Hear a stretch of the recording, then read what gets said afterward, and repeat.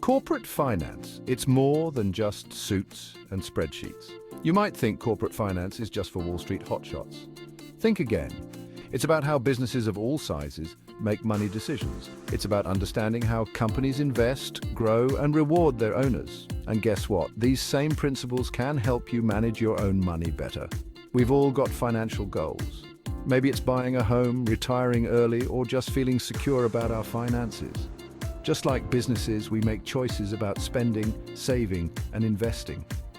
By understanding the basics of corporate finance, you can make smarter choices for your own financial future. This isn't about complicated formulas, it's about understanding the language of money. It's about making informed decisions that help you achieve your financial dreams. So, let's demystify corporate finance together and see how it can empower you to take control of your money. Think of it like this. You wouldn't bake a cake without a recipe, would you? Corporate finance gives businesses the recipe for financial success. And just like you can adapt a recipe to your liking, you can apply these principles to your own financial life. Let's break down the three main areas of corporate finance. First up, we have investment decisions. Imagine a company like Apple deciding whether to develop a new iPhone. That's a big investment. They need to weigh the potential profits against the costs of research, development, and marketing. Next, we have financing decisions. Once Apple decides to go ahead with the new iPhone, they need to figure out how to pay for it. Do they dip into their savings, issue bonds, or sell more stock? These financing decisions are crucial for funding growth and managing risk. Finally, there's profit distribution. Let's say Apple's new iPhone is a smash hit. No surprise there. Now they need to decide what to do with the profits. Do they reinvest the money in developing even more cool gadgets? Do they pay dividends to shareholders? Maybe a combination of both? These three areas are interconnected like pieces of a puzzle. Investment decisions drive the need for financing, and profit distribution depends on the success of those investments. By understanding how these pieces fit together, you can start to see the bigger picture of corporate finance. Now let's talk about how companies actually make those big investment decisions. They use financial tools to evaluate potential projects. Don't worry, we'll keep it simple. One tool is net present value, or NPV. Think of it like this. You invest $100 today, and in a year, you get back $110. The NPV tells you how much profit you made after considering the time value of money.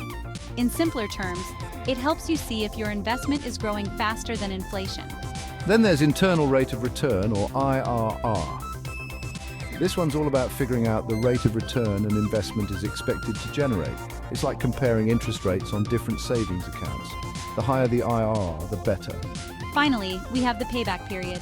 This one's pretty straightforward. It tells you how long it takes for an investment to generate enough cash flow to cover the initial cost. Shorter payback periods are generally less risky.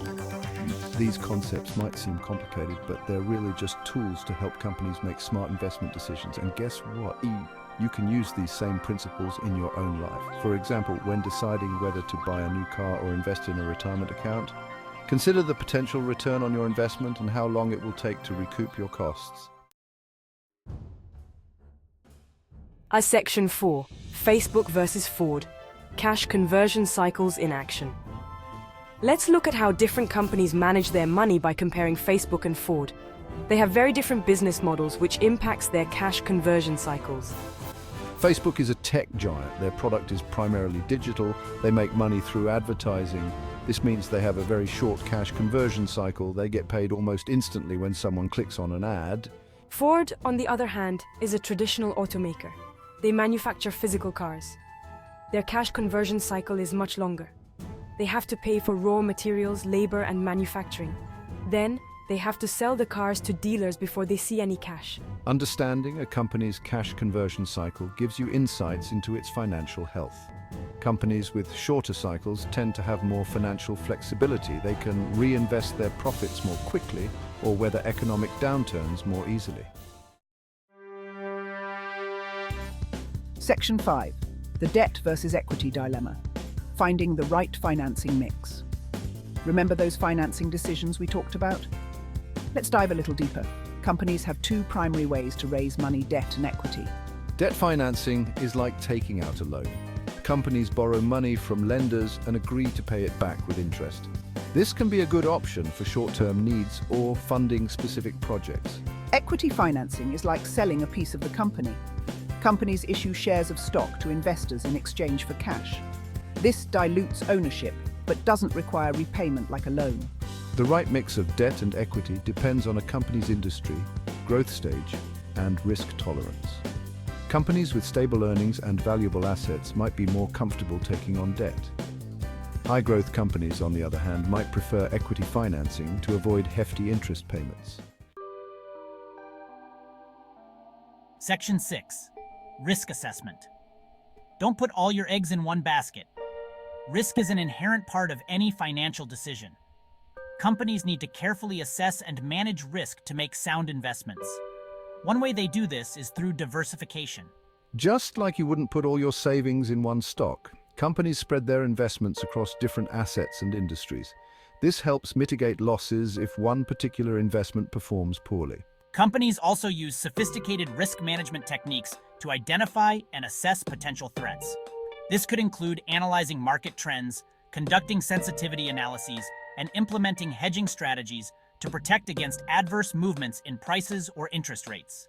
Remember, there's no such thing as a risk-free investment. Every financial decision involves some level of uncertainty. The key is to understand the risks involved and make informed decisions that align with your risk tolerance.